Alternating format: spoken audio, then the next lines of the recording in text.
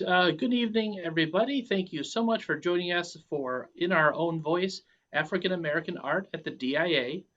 Tonight's program is a webinar format, so we can't hear you or see you, but you can feel free to use the chat or Q&A features throughout the program.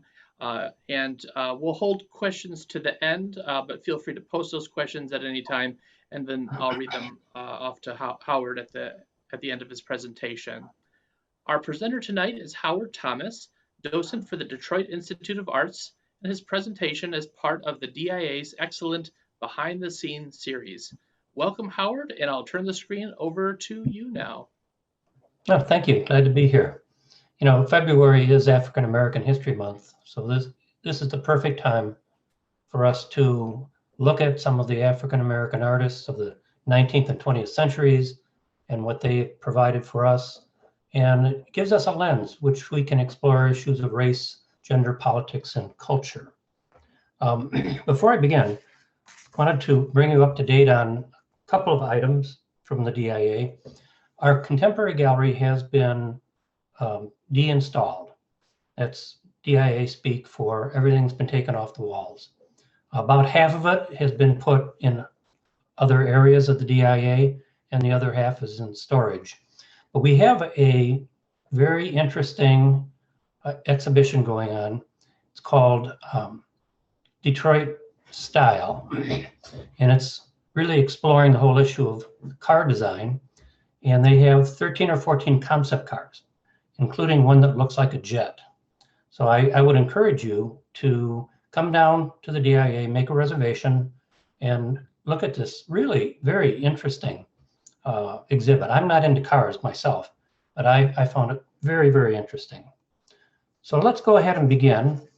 Wanted to let you know that in 2000, GM established the General Motors Center for African American Art and funded a curator. We're probably the first major art gallery in the country that has its own curator for African American art.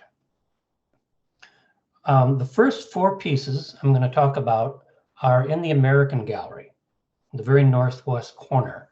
The DIA has 19th century African American art in the American Gallery as opposed to the African American Gallery. So if you come down to look at these pieces, you want to go to the northwest corner of the American Gallery. And the first piece is this marvelous painting by Robert Selden Duncanson called Ellen's Isle, Loch Katrine. Robert Duncanson was born free black in Cincinnati. He lived in Cincinnati for much of his life, then moved to Detroit and ended up moving to Monroe, Michigan, at which point where he died. He was not trained as an artist. He was self-taught. He started out being a house painter and a carpenter. And we suspect that when he was painting houses, he probably noticed nice pieces of art on the wall. And he trained himself by basically copying masterworks. But for him to not have any formal training and yet be eventually recognized as the first African American painter with international reputation. This painting, well, let me back up. One of the things that was common in the 19th century is that African American artists would have abolitionists who were wealthy and basically became their sponsors. Often they would send them to art school, and often they would send them overseas, particularly to France. And Robert Duncanson had the opportunity to visit France and Scotland. And when in Scotland, he would have made sketches of Ellen's Isle or Loch Katrine and bring those sketches back to his studio where he would have painted this. This painting is based on a poem by Sir Walter Scott called The Lady of the Lake. And it talks about, in the poem, Clan Douglas trying to escape tyranny and find freedom in Scotland. Obviously, this resonated with the African American community who had access to the poem, because they viewed their plight as also trying to get away from tyranny and find freedom. To give you an idea how impactful it was, there was an enslaved person who escaped and went north and found his freedom. He was advised to change his name to make it harder for the slave patrols to find him. And so he changed his name because of this poem to Robert, excuse me.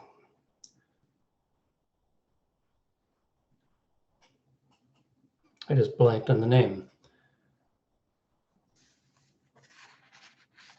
He used the last name of Douglas, but added an extra S to it. This painting was the last that Duncanson did before his death. He painted landscapes primarily, but he also did some portraits and different kinds of art. This was praised by art critics. This is, no question about it, his masterpiece. And what critics really liked about Duncanson was his ability to make the sky look normal and using light on the water. So if you look up to the upper left-hand corner, you see the beautiful painting and the use of light. I went to the DIA today and looked at this painting, and you don't see any brush strokes. It almost looks like a photograph. And look at the way he has the sunlight shimmering on the water. This was his wonderful technique. A couple of interesting things about Robert Selden Duncanson. As I mentioned, he died in Monroe, and as was the custom of the time, he, as an African American, was buried in an unmarked grave. Now, in Detroit, we have a group of artists known as the Breakfast Club. They heard about this issue. They found out where Duncanson was buried, and they raised money to put up a headstone to honor Robert Selden Duncanson. It has this photograph, a photograph of this painting on one side, and then a photograph of the artist on the other. And we had it in the DIA for several weeks before they took it down to Monroe and put it at his grave.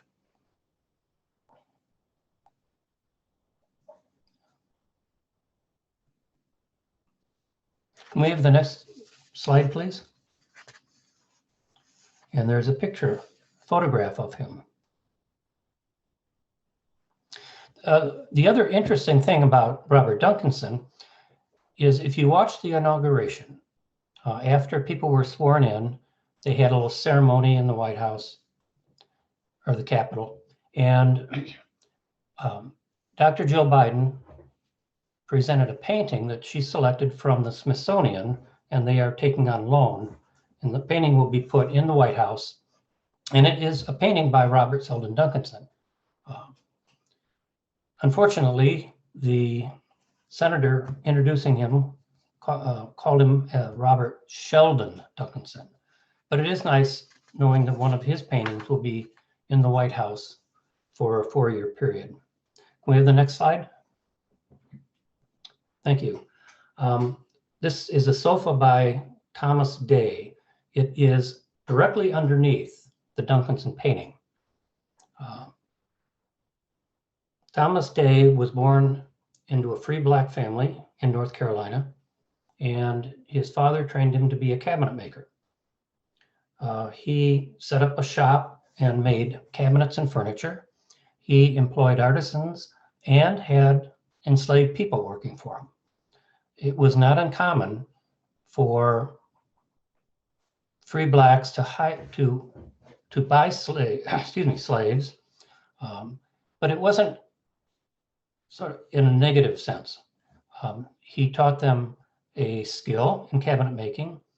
He would have paid them wages, which they ordinarily would not have been able to get. And they would have been treated very well.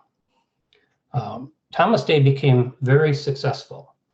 By 1850, he was the 5th wealthiest person in his county. His furniture was highly desirable, and what he might do, if you contacted him, he would come to your home.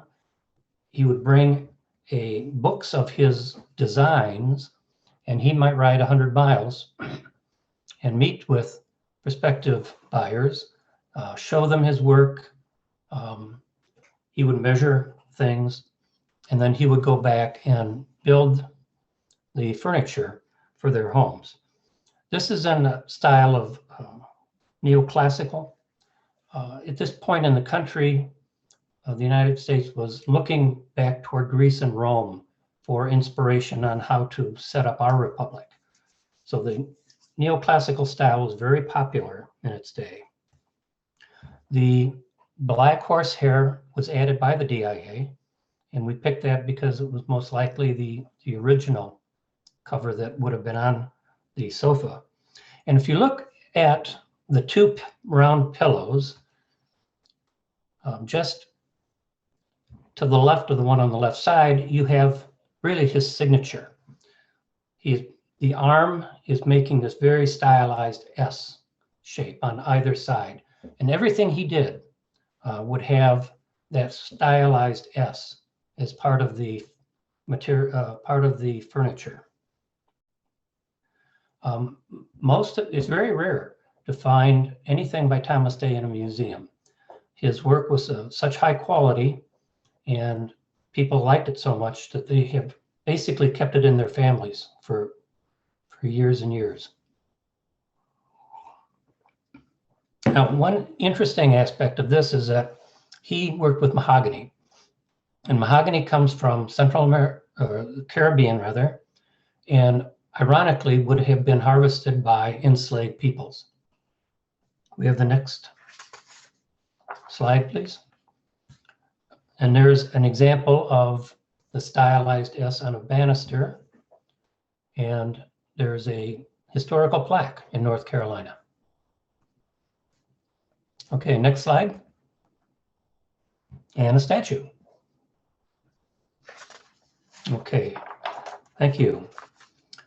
This is Minnehaha and Hiawatha by the sculptor Edmonia Lewis. Edmonia Lewis' mother was an Ojibwe Indian, and her father was of African descent from Haiti. She and her brother were orphaned at a fairly young age, and they were sent to live with someone on her mother, a relative of her mother's, where Edmonia learned sewing and basket making and things like that, and actually sold souvenirs to tourists who were visiting Niagara Falls, which was where she lived.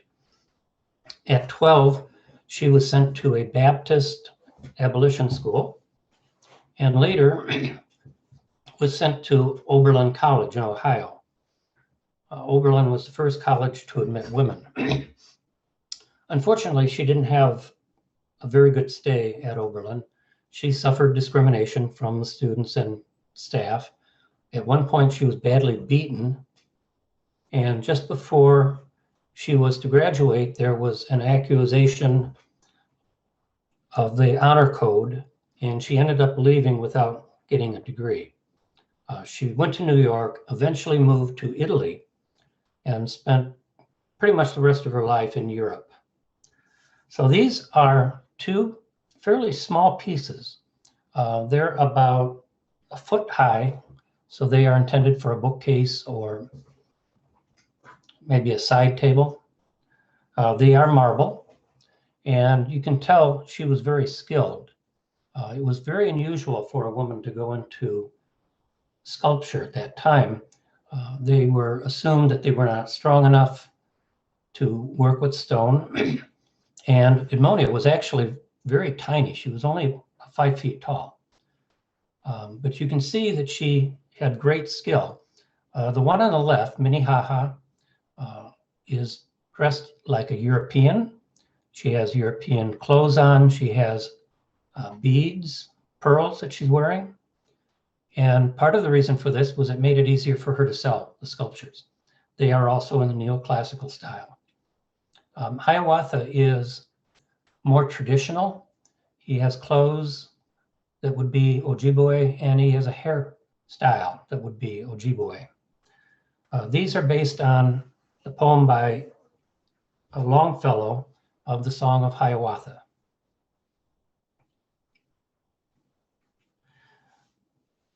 She died in England in the early 1900s, and like Robert Selden Duncanson, was buried in an unmarked grave.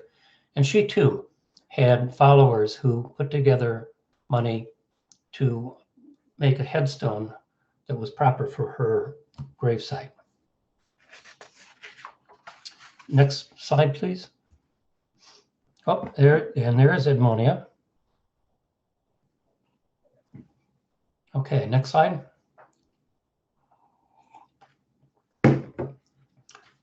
This is Flight into Egypt by Henry Osawa Tanner. Tanner grew up in Pittsburgh. His father was a bishop in the African Methodist Episcopal Church. So he grew up knowing the Bible. He grew up in a very religious household. In fact, most of his paintings were of religious subjects. He went to Philadelphia, to the Philadelphia School of Art, to study art. But he too suffered discrimination. And it got so bad that the faculty members, including Thomas Eakins, would take him home and train him in their home.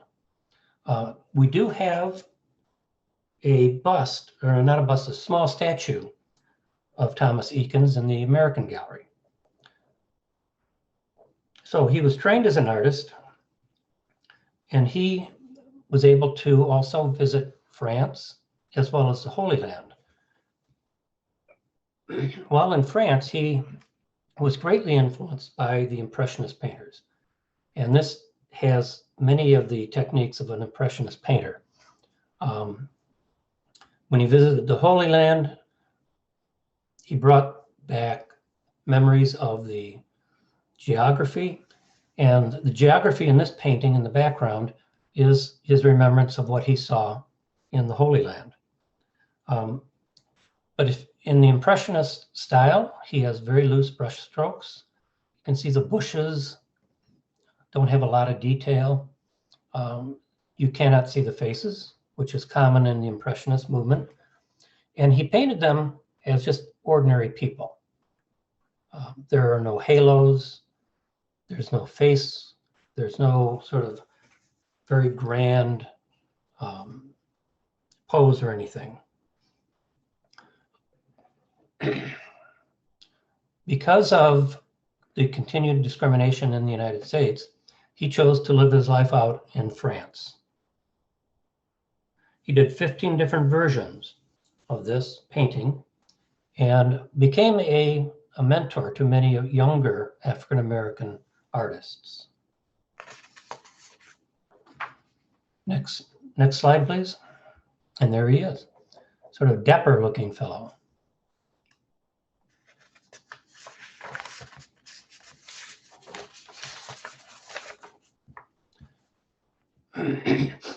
In the early 1900s, a lot of African Americans left the rural South and traveled north to settle in cities like Chicago, Detroit, Cleveland, Pittsburgh, Philadelphia, New York.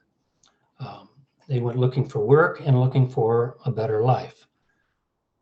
In the 1920s, particularly in Harlem, where there was a very large population of African Americans, they went through what's called the Harlem Renaissance. It was a period of incredible creativity by artists, musicians, writers, and they began to formulate their art and their music along the lines of their culture. One of the things that had been happening in particularly the South was a lot of racial stereotypes. So they wanted to present African Americans as just normal, everyday, successful people.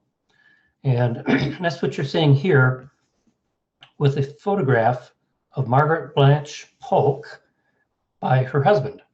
And Polk was especially good at manipulating tonal qualities. And this is an excellent photograph of his wife. He spent almost his entire career at the Tuskegee Institute, now University in Alabama.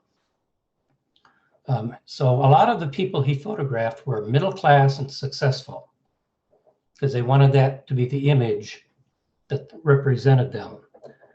His wife owned a restaurant at the Tuskegee by the airfield, and she was a physical therapist. They had 9 children between them, all of whom received higher education and went into successful fields. Next, please. And there's Prentice Polk in the 1950s. He never had a lot of success until about the 70s when people began to really look at the quality of his work. Okay, this is Gammon by Augusta Savage. She grew up, lived in, and went to art school in New York City. She did portraits during the Harlem Renaissance, and she did W.E.B. Du Bois and Marcus Garvey. She studied art in France, and gamin is actually a French word that means street urchin. When in France, she met Henry Osawa Tanner and Hale Woodruff, who were another African-American artist. This is painted plaster. There is a bronze of Gammon in MoMA in New York, but if you think about it, this was the Depression and bronze was expensive. And so it was much more inexpensive for her to use plaster and then paint it to look like bronze. This is actually her nephew, who was about 12 at the time. He's wearing a very popular cap at the time called a bebop cap. And our curator said that this is probably the very first piece of artwork that showed an African American as they really are.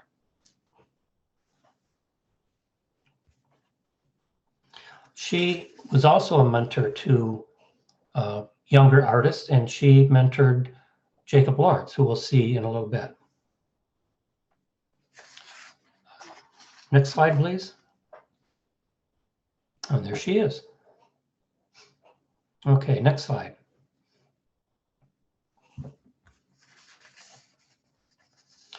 Okay, this is Roland Hayes by Reginald Gammon. Reginald Gammon was an artist who worked with watercolor and paints. And in the 60s, he belonged to a group of artists called the Spiral. The Spiral painted only in black and white, and they wanted to emphasize the problems between the black and white races. They were very supportive of the Civil Rights Act in the 1960s. This painting is not on view at this time. Roland Hayes was born on a plantation. His mother was an enslaved person before she got her freedom. And he began going to church and singing in the choir. That's when he realized he had a very good singing voice. He discovered a recording of Enrico Caruso when he was 12, and he was so moved by the music that he decided to go into classical music. He went to Fisk University in Atlanta and had a very successful career. First successful African-American singer. He sang in Boston, New York, Chicago. He sang in London for the King of England. He had a very, very long and storied singing career.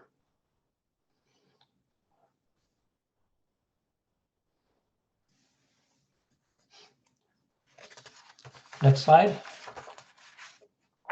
And there is Reginald Gammon.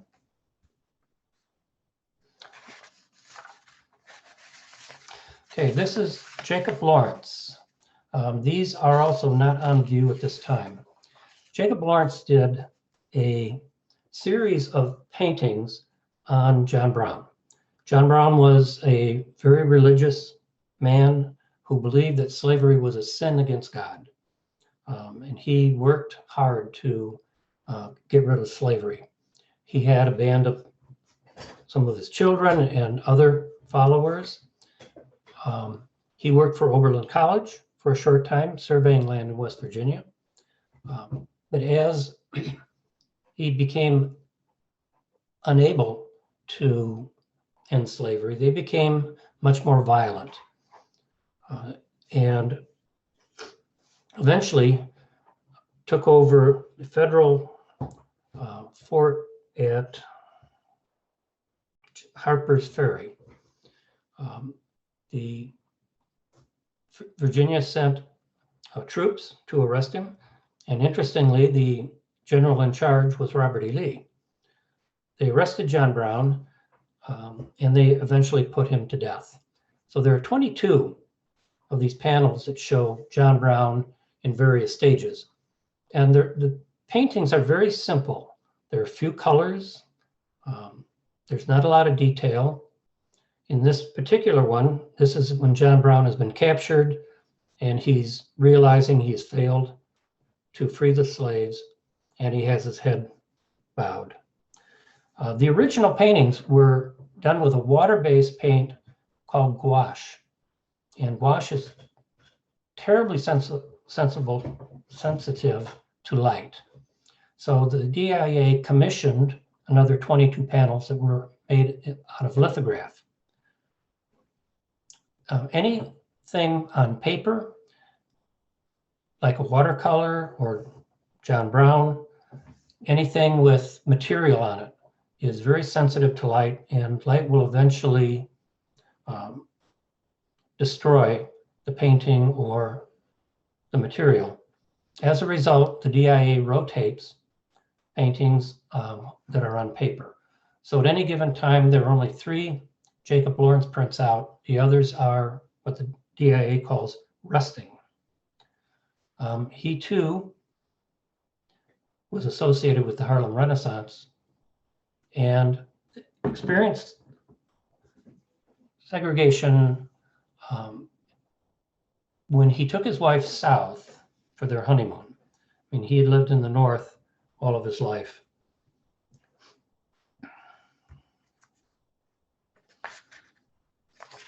Next slide, please. There's another one of his slides. Next slide. You can see they're very simple, very few colors. And they actually, these, in the photographs, it looks a little duller. They're much brighter in real life. Next slide. And there is Jacob Lawrence. Okay, this is The Piper by Hugo Lee Smith. We have several paintings by Hugo Lee Smith, and they're all similar to The Piper. They show urban decay, nothing pretty in this picture. They show typically solitary people. We have a couple of exceptions. We have a self-portrait by him, and we also have a very nice painting of Lake Erie, where he lived for most of his life in Cleveland. This painting was entered into a contest sponsored by the DIA, and it won first prize. But he keeps the themes of poverty, decaying neighborhoods, and isolation, in the sense that many of the African Americans who moved to Cleveland or the other cities thought they were going to have a much better life and found many of the similar problems that they had in the South. Here is a quote from him after he was announced the winner of this contest. He said, "I was no longer called a black artist, Negro artist, colored boy. When I won that prize, all of a sudden, there was no longer a racial designation." Next slide. And there's a self-portrait that we have. And there's a photograph of the artist. Okay, next slide. This is Elizabeth Catlett's head. This is made out of terracotta. Elizabeth Catlett was an artist who married another artist, but from Mexico, Francisco Mora, and she moved there with her husband in 1947 and basically stayed. She got to know Diego Rivera and studied with him, and she was the first female sculpting professor at the University of New Mexico. And she highlights social justice issues and the life of women. So this head that she created, which is only 8 inches high, it's very small, painted to look like wood, this is a combination of 2 women, in a sense. One, the Olmec women of Mesoamerica in Mexico, and when I say Mesoamerica, we're talking about before the Spanish. So she uses the face, and the hair represents an African American. And she's trying to show just inherent dignity with her sculptures.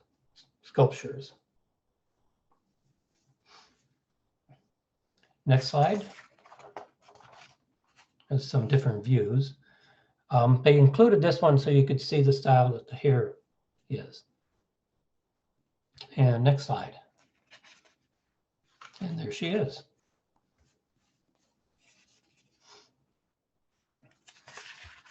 Okay, this is The Art of the Negro by Hale Woodruff. This is a study, and a study, he was at Clark University in Atlanta, and he was asked to paint murals at his college.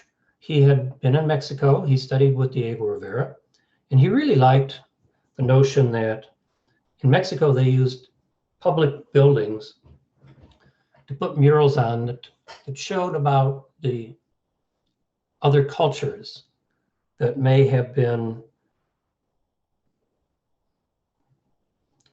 indigenous cultures. And that's what he was sort of trying to do here. It's a study because he wanted to put something on paper. It has 17 people, and he uses a study to position each person, figure out where he wants them to go, and then he would do the larger mural. He wanted to use images that would instill pride. And I have my cheat sheet here. If we start at the upper left, the fellow in the sort of tan coat with the blue bow tie, and if we move to the right, that is Henry Owassa Tanner, Frederick Douglass, Booker T. Washington, John Hope, Langston Hughes in the middle, Denmark Furre, Sojourner Truth, W.E.B. Du Bois, and Henry Bibb. The next row down includes Phyllis Wheatley, Count T. Cullen, the singer Marian Anderson, Reverend Richard Allen, Adam Clayton Powell, George Washington Carver in the blue apron, and the 2 gentlemen on the bottom are Benjamin Banneker and Joshua Johnson. On the top, you can see 3 muses. In Greek mythology, there were 9 muses, and they were the protector of music, poetry, arts, science. And what he did is he added a Greek muse. He also added an African-American muse, and on the right is an Asian muse. He was born in Illinois, and as was I. And the bottom, maybe 5th of Illinois, is nicknamed Little Egypt. He grew up in Cairo, Some other towns in that area are Goshen, Carmack, and Thebes. The Southern Illinois University mascot is a Saluki, which is an Egyptian dog. And it got the name Middle Egypt because in some previous time, the north part of Illinois had very, very heavy snows, a very late spring, and farmers planted their crops that were later destroyed by hail and wind. So they all traveled south to the southern part of Illinois to buy their food. And it reminded people of the biblical migration caused by famine. This is also not on view. Next slide. Okay. Okay, this is autobiography, Air CSS 60. The name for this painting comes from tear gas that was made in Howardina-Pendel state of Pennsylvania. She's trying to point out the political and personal social injustice that's taking place. And of course, CS gas would have been used in Vietnam and sometimes against citizens. So if you look at this piece, she has painted 4 figures on there, and they are her outline. But the way she's situated them, it makes it look like a crime scene. There are phrases from the New York Times that she put on there to show how the media can distort the facts and wash over, spin the news, and whitewash current events. This is acrylic tempera. Tempera is made with egg yolk and pigment and maybe a little bit of vinegar. Polymer photo transfer, which I have no idea what that is, but there's also blood on this. It's a vinyl on canvas. The strips of canvas that she put together that you really can't see here is typical of canvas that's used in Africa. Next slide. And there's a picture of her.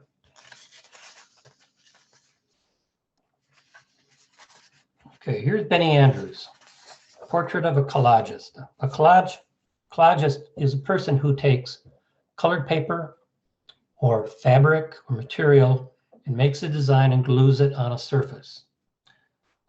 He grew up in Georgia, but lived most of his life in New York. He was the first in his family to graduate from high school, and he went on to attend the Art Institute of Chicago.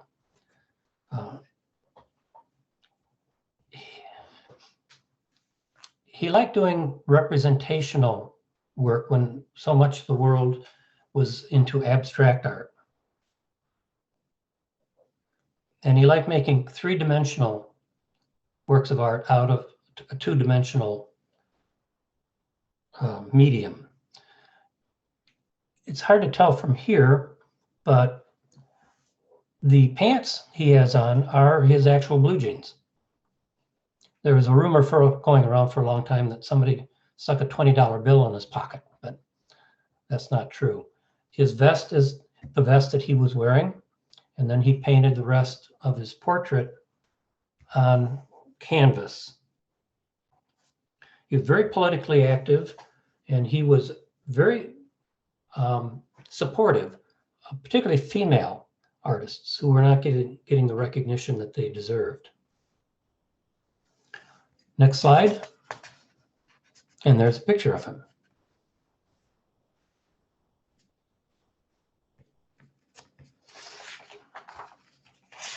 Okay, this is Cage Brain by Tyree Guyton. Guyton is from Detroit. He learned to be an inquisitive artist from his grandfather, who was a house painter, and his mother, who would take him around to flea markets and rummage sales, trying to find some secondhand prize. And we have two or three more artists to talk about that use the same notion. They want to reuse things in their art. They don't want to go out and buy something new. They want to use a secondhand item. The concept here is that Guyton is saying that as adults, we don't use our brain the way we did as a child. We don't have the creativity or the curiosity. So he used rope to represent the brain, and the cage represents human head.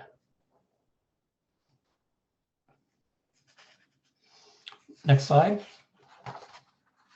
And there's a picture of him. Okay. This is Blood, Sweat, and Tears by Allison Tsar. This is a piece that's life-size. Allison Tsar, at this point, 1956, or born in 1956, was sort of contemplating, she was getting older, getting past childbirth years. Her father died, and this sculpture was made in his honor. So this again is her body, was used as the model. This is wood covered with copper plating. There are nails that you really can't see here that show the imperfections of the body. And she's covered it with bronze tears, which really represent her sorrow at her father's passing, and that she's really grieving from all parts of her body. The blood represents her relationship with her father. The sweat represents the hard work that she does as an artist. And the tears represent her grief. The green base is made out of former ceiling tiles.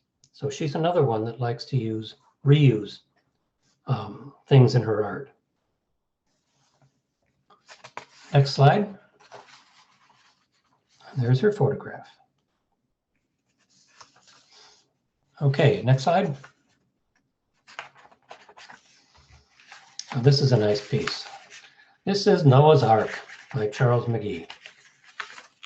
And unfortunately, Charles McGhee passed away last week, and he was in his 90s. So this is a huge piece. It's 10 feet by 15 feet. I mean, it's just enormous. And it represents Noah's Ark. So you have two figures in the middle with very black faces and very blue eyes. They're connected by a rope from the head of the person on the left to the back of the person on the right. And they're struggling with this big snake. Maybe the snake doesn't want to go on the ark. There are animals all through it. There are some letters or musical scores in here. And the two figures are wearing mudcloth. Mudcloth is in the country of Mali, worn by women to celebrate significant events, a birth, a death, or a wedding perhaps. And he sort of viewed this as, the flood coming because humans were not behaving well. And he compared that to the 1967 rebellion. Now, if you look at the figure on the right and follow straight down, you'll see a little spot in between the two gray pieces.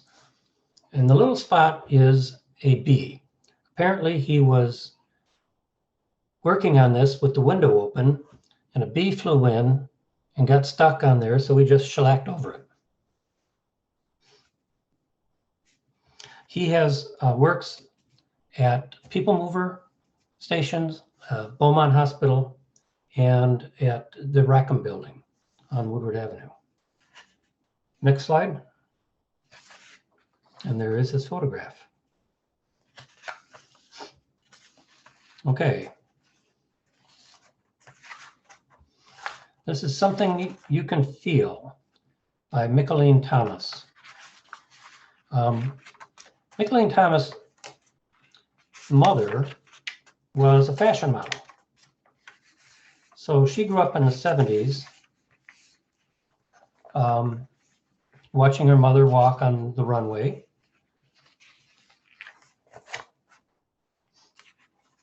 And she has taken, this is a collage as well, all sorts of materials. It has acrylic paint, oil, enamel, rhinestones, glitter, beading that are attached to a wood panel. This is also very big. It's 8 by 10 and it weighs 80 pounds. What she would do is she would arrange her studio to be sort of a set and then photograph a model sitting on the sofa, and then maybe cut her pictures up and rearrange them to get them into the format that she liked. Sort of a study like Hale Woodruff did. And she's showing her memories of the 1970s when she was seeing her mother as a fashion model. So you'll see the paneling in the back was in seemingly everybody's basement. And you have this African-American woman who looks like a model, maybe her mother, staring out at us. The title references Something He Can Feel, which was a song written by Curtis Mayfield and performed by Aretha Franklin in the movie Glitter. I've seen her work in Montreal, and they're really very striking. You know, when you walk into the gallery, your eyes are immediately drawn to this piece because of its size and because of how lustrous it is. Next slide. And there she is. Okay. This is our Kehinde Wily. Kehinde Wily is a Yale grad, and as a child, he would go to museums, art galleries, and he noticed that he never saw anybody who looked like him. He would see these European paintings, never anyone from Africa. So as an artist, he does something really unique. He goes out on the street and looks for people who look to him to be very interesting. And then he talks with them and invites them to a studio where he gives them one of these great big books of, you know, the history of art or art classics. And he tells them to go through these very classical pieces and find what piece of art they like. And then he paints them in this very classical format. This is a takeoff on the Captain of the Hussars by, I'm not sure how to pronounce the name, Géricault. It was an 1812 equestrian portrait where it has the Hussars were sort of a light cavalry mercenary. They would go to different countries and fight. And there's a very famous painting in the Louvre of the captain with that pose, on the horse that's sort of jumping up in the air a little bit. But what he has done is he has put the young man, he's looking very heroic, very strong, and he's put him in contemporary clothes. He's wearing a t-shirt, blue jeans, and Timberland boots.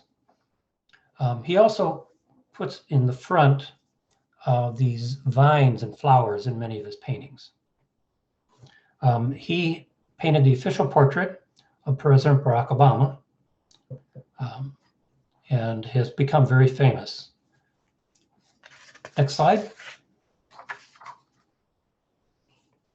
And there's a picture of him in front of one of his paintings. On the right, notice the flowers in the background, similar to the flowers and vines of our painting. This is also a very large painting. It's 10 by 10. And the red background really makes it jump out at you when you walk into a gallery.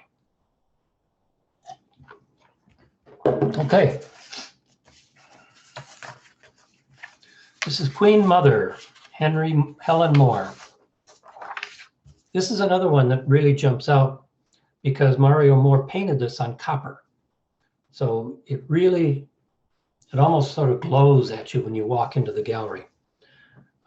Queen Mother is an honorary term from Africa for women who are the chief's wife, perhaps. And Helen Moore is an activist for the Detroit Public Schools and for young people.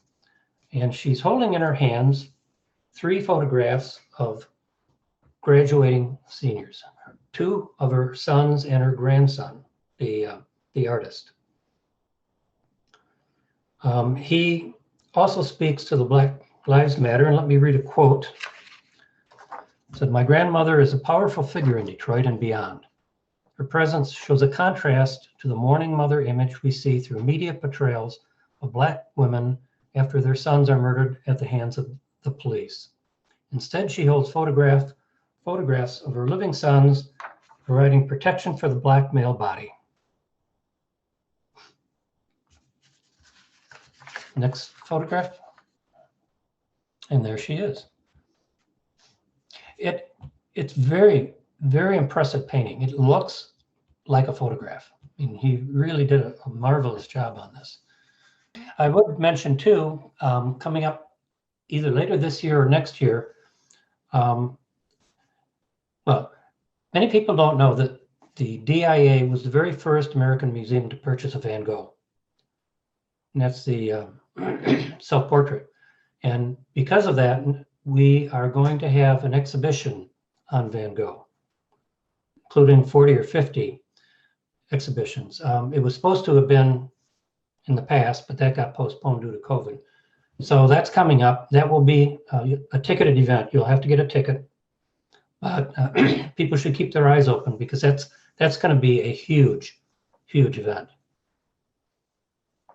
Very cool. I read Detroit Resurrected, and I was shocked at how close the DIA came to liquidation, it seems like, in the darkest days of the recession. So that was an interesting read. So if you have a chance to read Detroit Resurrected, I recommend it.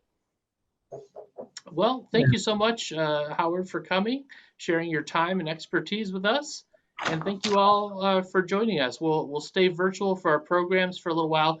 But our library for now is open for browsing. We're in a sort of a modified grab and go mode, so you can come in up to 30 minutes and browse around for books.